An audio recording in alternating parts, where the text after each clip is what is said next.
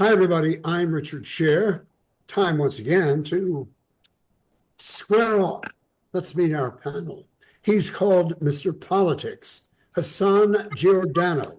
Plus, we have three, not one, two, but three of Square Off's outstanding attorneys, Tonya Bana, Bob Scherr, and Square Off original panelist, Billy Murphy.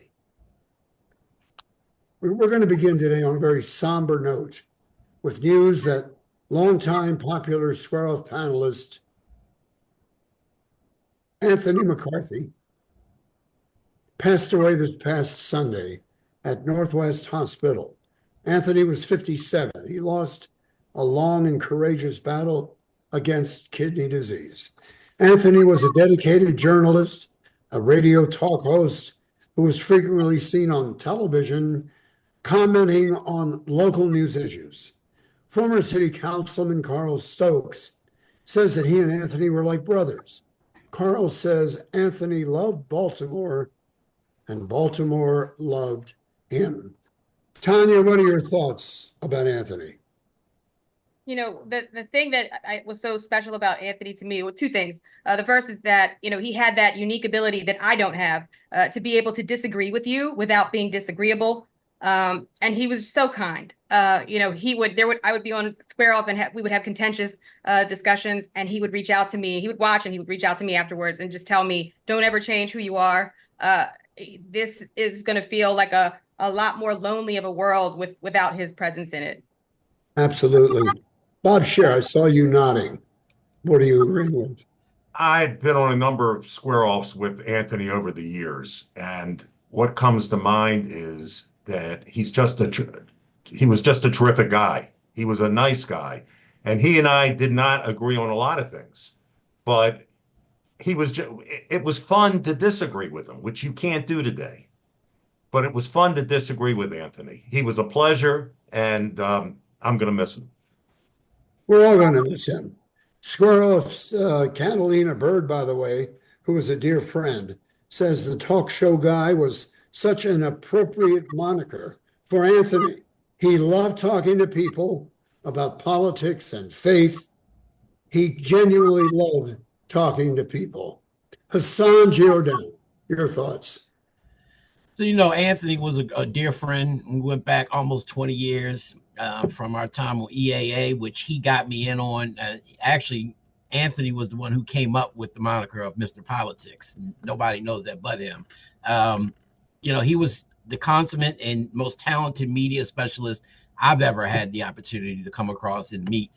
Beyond just the, great guy that he was just really, if people who don't know, he was always concerned about other people, would always call to make sure that you were doing okay. And I think he's going to be missed beyond just Baltimore, but across this country. And, our prayers go out to his mother, who's still living, and his family and friends as well. Thank you. By the way, Anthony, for those of you that don't know it, was a well-versed, totally professional spokesperson for 4 former mayors of the city: Sheila Dixon, Stephanie Rawlings Blake, and Catherine Pugh. And that's one. Sheila, Stephanie, and Catherine. That's it. Okay. Billy Murphy, your thoughts? Well, you took my remarks from me, so I'm gonna have to improvise. Well, Anthony went from one exceptionally high position of responsibility to another, to another, to another, and to another.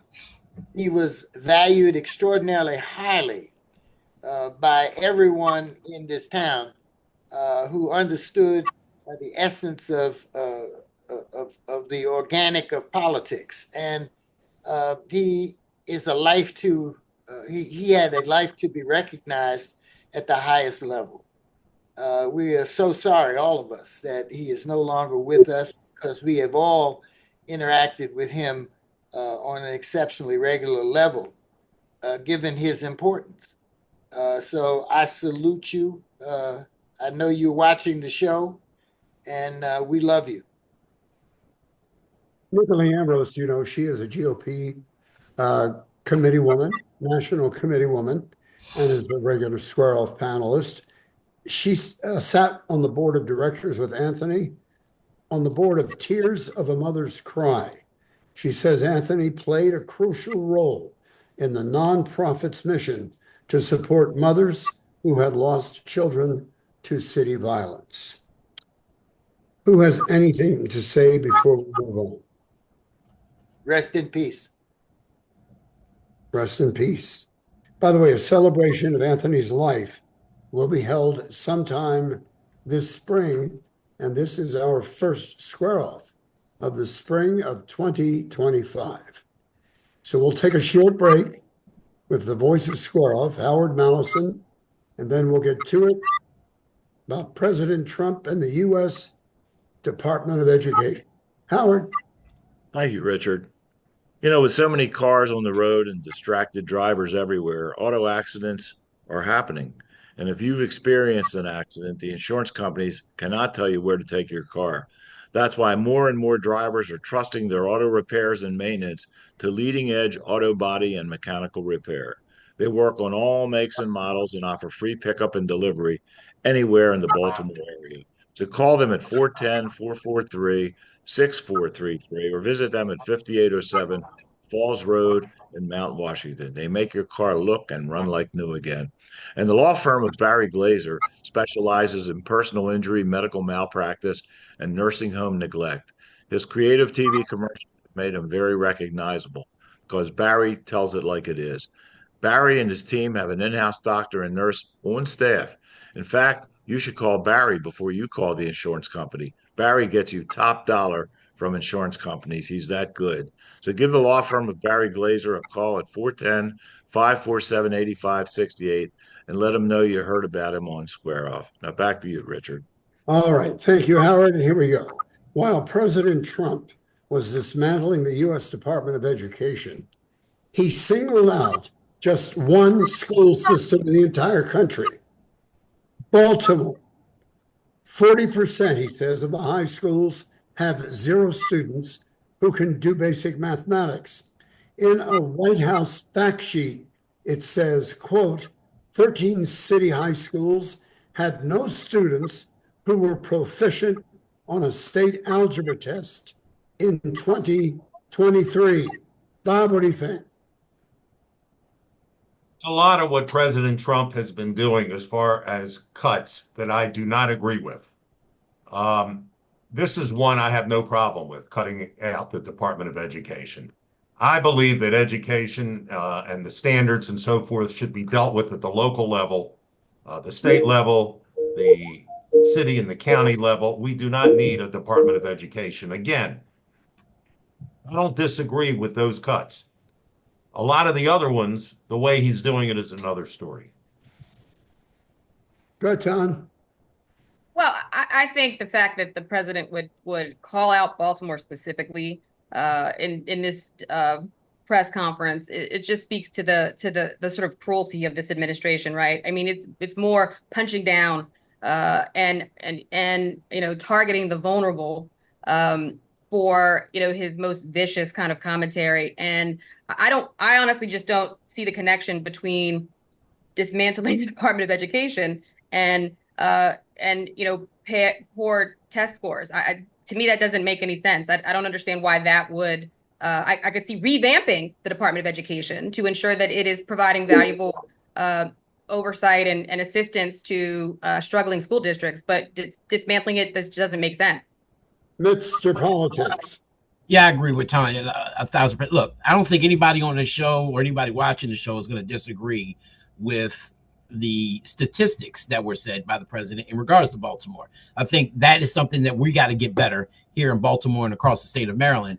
But the disingenuous way he went about saying it and throwing Baltimore's name. Now, mind you, this isn't his first time. He did this back when he was president prior, the first time around. But he lost me when he took away a 10-year negotiation with the FBI headquarters. It said it was because it was 3 hours away from D.C. I guess he doesn't know how far Greenbelt is from D.C. Maybe he needs a little bit of education himself before he dismantles the Department of Education. Yeah, that was a tough shot for the city of Baltimore and the state of Maryland. the FBI headquarters earmarked for Greenbelt, Maryland. Trump says Maryland is too liberal of a state and he wants it in Washington. Billy. The purpose of the Department of Education, bottom line, is to send money to the states that the states can't raise themselves. And so by losing the Department of Education, we're going to lose all the money that has been given to states for supplemental educational programs and to many states for fundamental programs that they would not otherwise be able to conduct. And although Trump, like many other vile human beings, occasionally tell the truth and told the truth on this occasion, he remains vile. He is mean-spirited, dishonest. Every negative thing you can say about a human being, you can say about our president.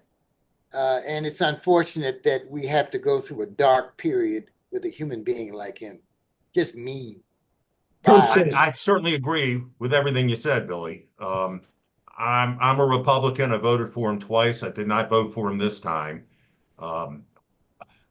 You can't disagree that we need to go into federal agencies and cut fraud, abuse, and waste. They exist. Those kinds of expenditures exist. Having said that, the way he is cutting people, first of all, he is just going in, or Elon Musk rather, is going in and they're just firing people without even knowing who they're firing. They're firing air traffic controllers. They're firing people that are in charge of securing nuclear weapons. And I can tell you, Musk fired people without even knowing who he fired and then had to hire various people back. You just don't do that. Everybody's for cutting fraud, abuse, and waste, but there's a way to do it. And I'm sure a lot of these federal employees we could get along without them and save money. But they are human beings, and you just don't tell them on Monday, you're fired. I mean, on Friday, don't come back Monday because you're fired. I mean, there's a way to do things, and he is just, it's chaotic the way this is happening. Even worse, Bob, the fact that they're announcing that people's jobs are gone on Twitter.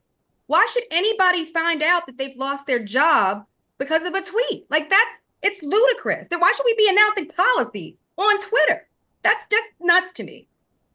I think what we need to really pay attention to, they always say, and I think Billy would know this probably more than anybody in politics, is an old saying that says, always follow the money, all right? And he's causing enough chaos and confusion, meaning this president and Elon Musk, that I think it's intentional. I think they're doing things that we might need to follow the money, because while everybody else is paying attention to everything else, the Department of Education, the FBI headquarters, that's not the real intention of what they're really doing. That's just making you the 3-card Monty. Get your eye to follow this while we do this over here. That's what America really needs to pay attention to. And I agree with you, Mr. Politics, because this is a maneuver to make you look over here where you got all kind of things that can distract you.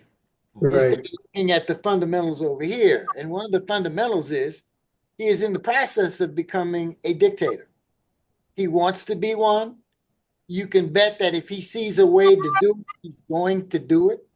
And he is in the process of looking and doing those very things that are necessary to become an absolute dictator at the expense of one of the longest running democracies in the history of the world. It is tragic to watch, and nobody's watching it for that reason. You were 100% right. He wants to be a dictator. There are no longer any guardrails to protect him from the things to protect us from the things that he is doing. Normally, the guardrails are members of Congress and the courts. As far as members of Congress, he is blackmailing the Republicans in Congress by threatening to run primaries against them if they vote against anything that he wants. And the reason Elon Musk is hanging around is because what he's doing is not only is he threatening to run candidates against Republican members of Congress, but he's showing you the guy that's going to finance the primary opponents. So Congress will no longer be a guardrail. And as far as the courts are concerned, he is threatening judges and threatening members of their family. And believe me, it's going to have an effect and help him. So if you don't have if the judges are scared of him and members of Congress are scared, there's no more guardrails. And as far as being a dictator, he is doing what Putin was doing. Putin is doing a land grab in Ukraine. Trump wants to do a land grab in Canada and in Greenland. That's why Trump admires Putin. He likes the land grab ideas. I agree with you 100%. But he's also going to become the wealthiest ex-president in the history of the world because he is engaging in pump and dump schemes, meaning that he's doing things that he knows will affect the stock market, and his investor group is aware of what he's getting ready to do, and they take absolute advantage of it by making huge profits when he stimulates the stock market either up or down intentionally for that purpose. We've never seen anything like it in the history of the presidency. And it is increasing the power of the presidency beyond measure. It was never meant to be this way. And many of us are looking without seeing. You know, what's interesting? I still remember George W. Bush and during his presidency and how everybody swore to God that he was the worst president we would ever see in the history of America. And he absolutely pales in comparison to this guy. I mean, nobody even thinks, everybody thinks that George Bush is probably the greatest president compared to Donald Trump at this point, especially when you have a square off that every single member of the panel is agreeing to how bad the Republican president of the United States. George W. Bush, the difference between him and Trump, Bush is a human being. He's a man of faith. He's a man of God. Trump's not a man of God because Trump doesn't need God. There's a big difference. One's a human being and the other isn't. One's a manifestation of the devil, the other is. Tonya, watching you shake and turn, what's up? What's well, you know, as I'm listening to, and I agree with everything that everyone is saying, but you know, what's so disturbing to me is how many people are so easily rolling over to this administration. That's the part that I don't get. I would have assumed that people who make it to Congress and certainly to the Senate are people who have strong opinions and, you know, are generally confident people, that these folks are just rolling over. And by the way, if merely threatening you with being primaried is enough for you to just cave and do whatever I want is enough, like you shouldn't be an elected official. I'm sorry. These people should have conviction. They should have courage. They are the third, you know, co-equal branch of government. It's their responsibility to stand up when someone tries to destroy our form of government, and for them to say they're scared or cite the fact that they're going to get primaried, to me is just proof that they need to be voted out. How are you going to get that's what's going on. It's that simple. These people are being blackmailed and they're falling to the blackmail, and Elon Musk is being paraded everywhere with Trump because he's showing a 2-point message. Number one, Trump says, I'm going to put candidates against you. And Elon Musk, his sidekick right next to him, is the second punch. And I'm going to finance their campaign. Believe me, that's all it took to get them to fall in line. Well, look at what he's doing now, Musk. He is offering money to people to criticize the judiciary. Yeah. I mean, since when is that legal? So we're seeing an explosion of illegal conduct. We're seeing an inability by this country to call it out as illegal. Trump knows it, and he's becoming a bigger and bigger and bigger bully. And the meanness that accompanies it, the ugliness of it, the willingness to hurt people. He doesn't even know why he's hurting them. He's hurting them symbolically. Is just atrocious. All right, we're going to stop for a moment. Excellent discussion. When we come back, we're going to talk about Chief Justice Justice Roberts and what he had to say about President Trump. But here again is Howard Mallison. Hal? Thank you, Richard.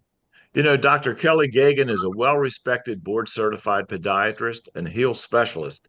Foot problems can happen at any age, and Dr. Gagan knows that the appearance of your feet matter just as much as correcting any problems you may be experiencing. And if unsightly toenails embarrass you to wear sandals or open-toed shoes, you may be a candidate for laser treatments that can solve this issue. And they're safe, painless, and go right to the cause. And believe me, over the counter treatments don't work. So give Dr. Gagan a call at 410 753 4422 to set up an appointment. And you know, Baltimore is a great diner town. And Oh, the yeah. Double T diners are always voted #1 in reader polls. TT stands for totally terrific. For breakfast, lunch, or dinner, you can't beat the enormous menu selections that will bring you back again and again. There's Double T locations on Route 40 West, Perry Hall, White Marsh, Bel Air, Laurel, Annapolis, Pasadena, and the EC Diner in Ellicott City. Plus, try by the docks in Middle River for their Monday night lobster special, all part of the Double T family. Tell them that you heard about them on Square Off. Back to you, Rich.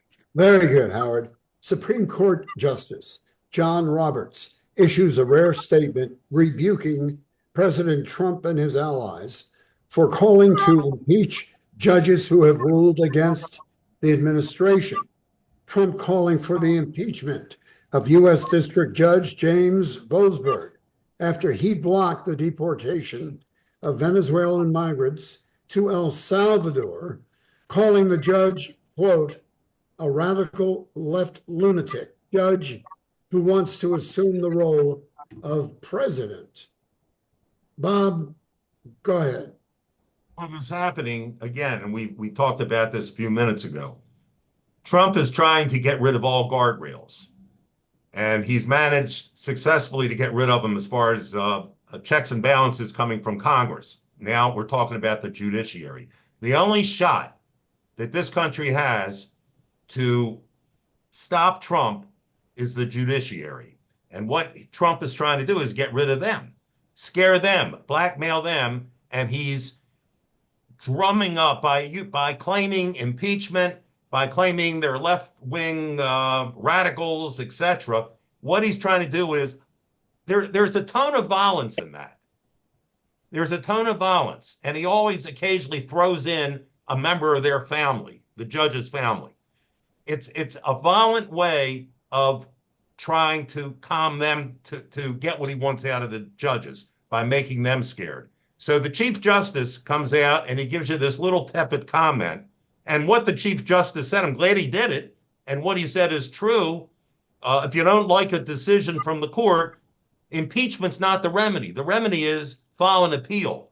But, you know, I'm glad he said it, but it was a little tepid. He could have been a little tougher his comments could have been a little stronger than what they were. Well, the reason why they weren't is because the legacy of Chief Justice John Roberts is that of Donald J. Trump, right?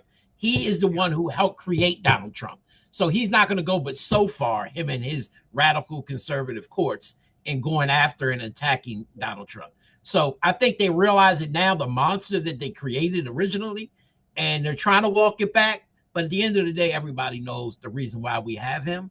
And I'm going to tell you something. The decision that they made in regards to the presidency and not being able to indict a president and go after a president prior is going to come back and haunt them. Because now this president and Elon Musk, the real president, are going to run around and do everything that they want to do. And they're going to continue to use the same playbook they do, like they did with this president, point out if he was appointed by a Democratic president, like he was with Barack Obama, and they're going to use this as a messaging tool for their right-wing base. I mean, it's a playbook that I'm surprised we haven't gotten a hold of yet, especially the Democratic Party, to be able to counter, but they just haven't. Bill, I agree with what you just said 100%, Mr. Politics, and I see why you have that name. It's well-deserved. It strikes me that two things strike me. First is that this is a judge not to be played with. But before I get into that, you see that the remarks that the judge, our Chief Judge of the Supreme Court made had no effect on Trump except to make him say the same thing after being told he shouldn't say it. But this particular judge was the head of the FISA court. And that is one of the courts, the court that handles the most top secret, sensitive national security matters that we have ever seen. He is highly respected by all of his colleagues on the court, and he is not to be played with. And so if you're watching closely, this is going to be the battle that determines what Trump does with the judiciary. And this judge is smarter than Trump. He is craftier than Trump. He is a much more serious human being in the right way than Trump could ever imagine being. And it's going to be the turning point one way or the other to whether Trump shows his what to the judiciary and defies legitimate court orders. Are you guys suggesting that there's no way to fix this, that the president is running this country based on executive orders, not on legislation passed by the Congress, the Senate, the House? No one seems to want to get involved. And it is. There is no way. Well, I don't see it. I Tony. don't see a way, because what are you going to do? Now, this judge that we're talking about, the district court judge, is requiring that the administration answer certain questions. And the administration up to this point has refused to do it, but they're going to do it. What can they possibly do to Trump? Number one, he now has immunity. All right. So you can't hold him in contempt if he violates a court order. You can try. That's not true. That's not true. You can't. But they're not going to. And I don't know how they can. What's the remedy for contempt? You cannot jail him. This is, in my opinion, based on the immunity decision of the Supreme Court, he can't be prosecuted for any crime that is committed if he's doing it within his own, if he's doing it as part of his job. He's immune. Everything he's doing now is part of his job.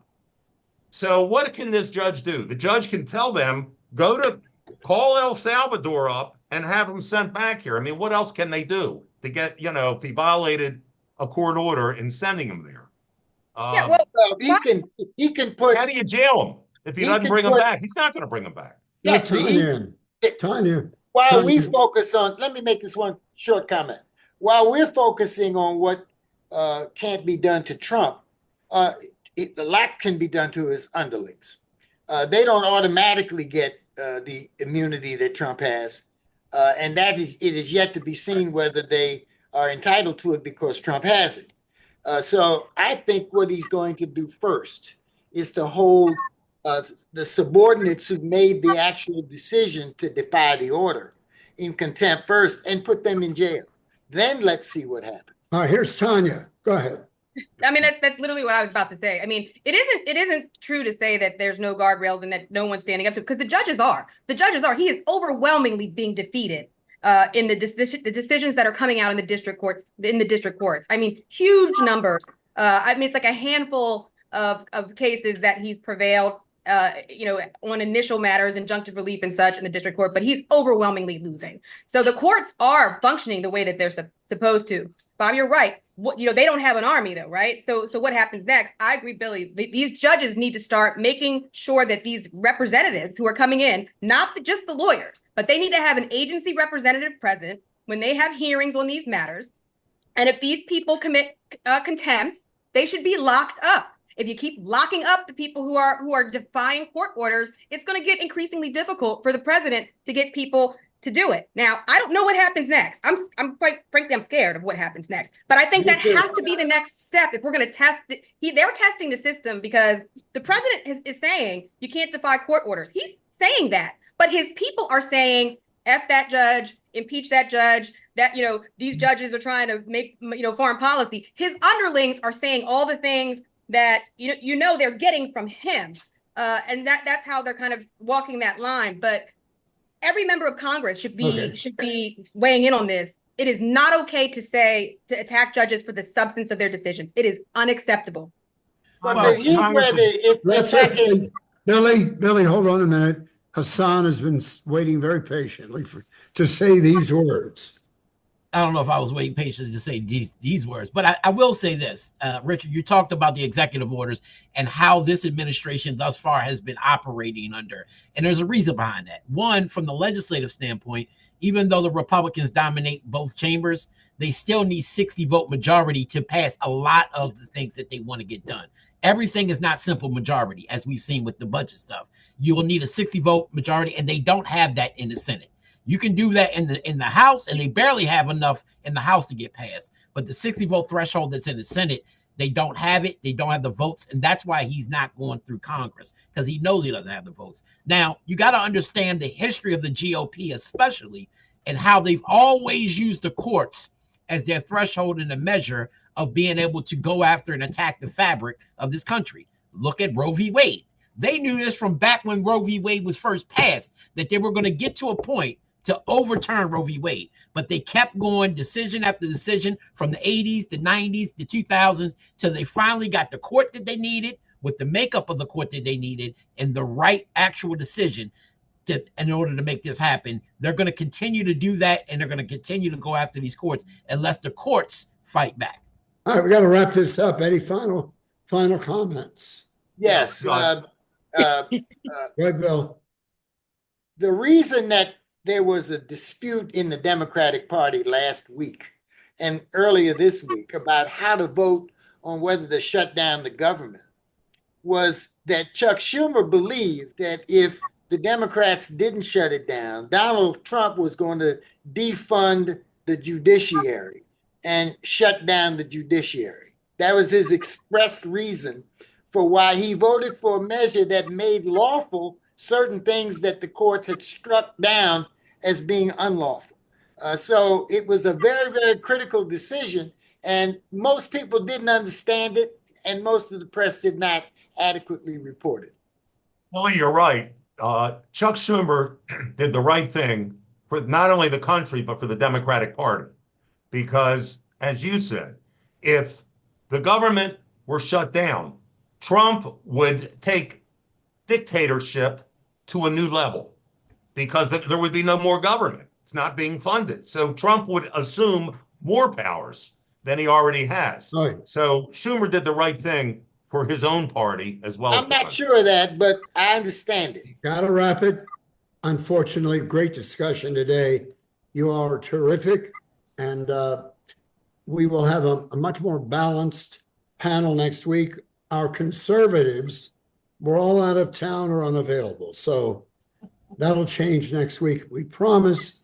Thank you, Tonya, Bana, Billy Murphy. Thank you, Bob Scherr. And thank you, Hassan, Mr. Politics, Giordano. Good job, brother. Hey, I'm Richard Sher. We'll see you next time. And once again, we square off.